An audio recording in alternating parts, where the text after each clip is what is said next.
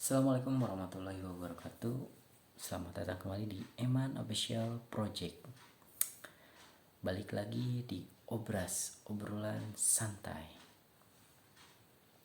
Kali ini kita akan sedikit ngobrol mengenai IKM, implementasi kurikulum merdeka. Nah, kurikulum merdeka dulu namanya itu kurikulum prototype ya, sebelum diluncurkan atau dilaunchingkan kurikulum merdeka. Nah, kita akan ngobrol mengenai kurikulum merdeka dan implementasi di sekolah, khususnya sekolah dasar. Jadi si kurikulum merdeka ini sebetulnya adalah penyempurnaan dari kurikulum 2013. Hanya ada beberapa sedikit yang dirubah. Nah, kenapa sih kurikulum merdeka namanya? Karena balik lagi ke kata merdeka, sebetulnya kurikulum ini memerdekakan guru dan memerdekakan murid. Nah, jadi kurikulum merdeka ini ya, tuntutannya tidak terpacu kepada KKM. Nah, kenapa? Karena ketika KKM tidak tercapai, nah, atau CP sekarang namanya, capaian pembelajaran tidak tercapai, namun anak mempunyai skill atau potensi esensial, nah, bisa dijadikan tolak ukur untuk sebagai kenaikan kelas. Nah, jadi di si kurikulum merdeka ini ketika kita menggunakannya, misal ada dalam satu pelajaran atau misalkan dari beberapa pelajaran, katakanlah 100% mata pelajaran, bisa digunakan 2-30%-nya adalah proyek, pembuatan proyek. Jadi pembuatan proyek ini sebetulnya bisa disatukan dengan mata pelajaran lain. Nah, jadi misalkan antara matematika misalkan dengan IPAS. Nah, membuat misalkan suatu proyek, nah ada kaitannya misalkan. Nah, itu bisa digabungkan antara si matematika dan si IPAS itu si proyeknya. Dan waktu yang diambil itu bisa di tengah, terus bisa juga di akhir. Yang penting 2-30%. Nah, ya dari si proyeknya. Lalu misalkan selain itu apalagi menjadi ciri khas si kurikulum merdeka ini. Nah, di kurikulum merdeka ini kita sebelum mulai mengajar kita ini wajib, kita harus melakukan pretest lah. Pretest ini bertujuan untuk mengetahui kemampuan si anak tersebut. Jadi anak ini nanti akan kita olah seperti apa, misalkan katakanlah ada yang kurang di matematikanya, ada yang misalkan kurang di bahasa Indonesianya. Nah, si anak ini nanti kita tingkatkan kemampuan esensialnya. Misalkan si anak yang tidak bisa matematika tapi dia pandai di seni, nah kita up terus di seninya untuk si anak ini. Jadi ketika KKM matematikanya tidak tercapai atau merah, tidak menjadi tolak ukur untuk menahan anak itu di kelas tetap, misalkan di kelas 5 masih tetap 5 atau dikatakanlah tidak naik kelas. Jadi bukan seperti itu ya. Jadi kurikulum merdeka ini sebetulnya adalah suatu pengembangan kurikulum yang bertujuan untuk meningkatkan soft skill dari peserta didik kita. Nah, misalkan kemampuan bahasa Indonesianya kurang, tapi di kemampuan yang lainnya si anak mampu. Nah, itu merupakan suatu kemampuan esensial yang tidak terlihat. Nah, selain itu, kurikulum merdeka juga bisa menjadikan kurikulum yang diolah secara mandiri oleh sekolah itu tersebut. Nah, contoh misalkan seperti ini. Jadi di sekolah tersebut itu di lingkungannya punya suatu kearifan lokal, katakanlah misalkan produksi sapu atau misalkan produksi pupuk. Nah, itu menjadi suatu keunggulan di dalam basis proyek daripada si kurikulum merdeka ini. Karena dalam beberapa tema ada yang berkaitan tentang menjaga lingkungan, terus kewirausahaan. Nah, dari si tema itu bisa kita mix supaya menjadikan suatu produk Contoh misalkan kita membuat pupuk dan si pupuk itu bisa menjadi nilai ekonomis sehingga terciptalah antara proyek pembuatan pupuk dan berwirausaha. Nah, seperti itu ya. Adapun beberapa perubahan-perubahan seperti indikator dan kompetensi sekarang namanya jadi capaian pembelajaran ya. Nah, seperti itulah intinya. Nah, lalu bagaimana sih penerapan di sekolah gitu ya? Penerapan di sekolah untuk pembelajaran sekarang jadi 75% atau 70% di kelas, bisa juga di luar kelas, tapi secara teoritis mungkin ya seperti itu.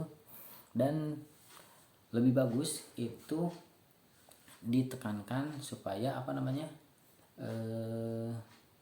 menggunakan suatu metode yang dapat menimbulkan anak untuk ikut berperan aktif dalam pembelajaran, misalkan seperti metode tandur kan, tumbuhan alami terus. Nah, jadi ketika kita menerapkan suatu metode yang membuat anak aktif, jadi anak ikut berperan di dalam pembelajaran tersebut sehingga anak dapat mengalaminya lalu mengingatnya, tidak terjadi satu arah saja.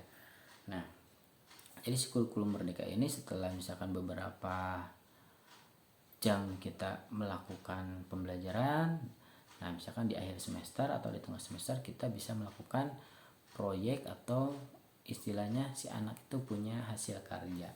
Nah, selain itu kurikulum merdeka juga mempunyai satu ciri khas yang bisa menjadikan Indonesia lebih baik. Kenapa? Karena di kurikulum merdeka ini dikuatkan atau memberikan penguatan profil pelajar Pancasila. Jadi bagaimana di dalam berproses menciptakan suatu hasil karya atau proyek itu sendiri dengan proses-proses yang terkandung nilai-nilai Pancasila. Misalkan dari sila ketiga, misalkan Persatuan Indonesia, berarti si anak itu harus mampu bergotong royong dengan teman-temannya, seperti itu. Jadi ketika kita melakukan penilaian pada proyek di kurikulum merdeka ini, bukan semata-mata hasil karya yang kita nilai, nah, tapi prosesnya dinilai secara keseluruhan. Jadi misalkan bagaimana dia cara memulai pekerjaannya, kan kita sangkutkan pada sila ke-1. Berarti kan kalau sila ke-1 itu ketuhanan yang Maha Esa, otomatis mereka satu kelompok misalkannya mereka itu ada yang namanya berdoa bersama sebelum melakukan pekerjaan untuk menciptakan suatu hasil karya. Setelah itu bagaimana dia bertutur kata kepada temannya ya, sopan santunnya seperti apa, bagaimana cara kerjasamanya, semuanya itu di dalam kurikulum merdeka ini kita kita nilai gitu. Jadi enggak serta merta hasilnya bagus tapi prosesnya tidak terlihat, dan seperti apa tidak seperti itu. Tapi ketika prosesnya kita lihat bagaimana nilainya, hasilnya seperti apa, nah itu menjadi satu penilaian yang menyeluruh ya. Jadi baru kita nilai. Seperti itu kurikulum merdeka. Nah, selain itu juga si kurikulum merdeka ini bisa menjadi satu tolak ukur atau bisa menjadi bahan referensi untuk sekolah-sekolah sebetulnya yang kekurangan saspras, sarana dan prasarana misalkan. Jadi kurikulum merdeka ini ketika diterapkan misalkan di kota bisa mengikuti perkembangan yang ada di kota, tapi ketika diterapkan di desa sama bisa tumbuh kembang sesuai apa yang dilakukan oleh masyarakat sekitar pedesaan. Ya tadi balik lagi ke yang tadi contohnya misalkan menciptakan hasil karya. Jadi hasil karyanya itu yang bermanfaat ya, yang menjadi otentik, menjadi ciri khas di daerah tersebut gitu ya. Nah, misalkan daerahnya di pedesaan, misalkan menciptakan hasil karyanya itu pupuk, dia kan menjadi nilai ekonomis di daerah tersebut. Nah, seperti itu teman-teman. Mungkin teman-teman di sini ada yang lebih paham tentang kurikulum merdeka ya. Karena by the way saya juga baru baru memasuki fase kurikulum ini, saya senang mendengar zoom gitu ya dari beberapa narasumber yang sudah kompeten juga ya, seperti itulah kurikulum merdeka gitu. Jadi ketika anak tidak memenuhi KKM atau sekarang mah CP ya, capaian pembelajaran, itu kita tidak usah pusing lagi supaya menaikkan nilai tersebut supaya KKM, tidak seperti itu ya. Jadi kalau mungkin ketika kuartilas kita ngejar nilai supaya si anak itu KKM, memenuhi KKM misalkan dari nilainya sehari-harinya 60, kita up lagi misalkan jadi 70 karena supaya KKM, supaya naik kelas. Nah, untuk kurikulum merdeka tidak seperti itu. Tapi kita harus menemukan kemampuan atau potensi esensial dari si anak tersebut. Ketika matematikanya kurang 50, ya nggak apa-apa, kita tulis aja 50. Tapi kita lihat si anak itu misalkan ada kemampuannya apa, misalkan dia mampu bernyanyi dengan nada tinggi. Nah, itu menjadikan suatu kemampuan untuk si anak tersebut.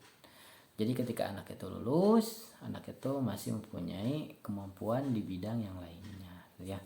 Nah, seperti itu teman-teman mengenai kurikulum merdeka versi saya gitu ya.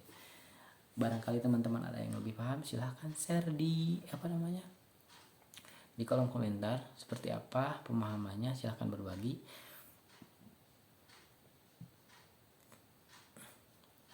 Mungkin pembahasannya kurang lengkap ya, karena saya juga baru belajar, jadi mohon dimaklumi. Nah, sampai jumpa nanti lagi di ngobrol santai berikutnya gitu.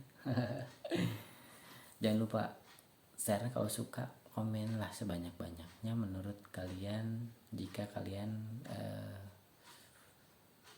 banyak gitu ya, maksudnya banyak mendapatkan sumber. Nah, silahkan komen, berbagi. Terima kasih kepada yang sudah mendengarkan. Terima kasih. Wassalamualaikum warahmatullahi wabarakatuh. Sampai jumpa lagi.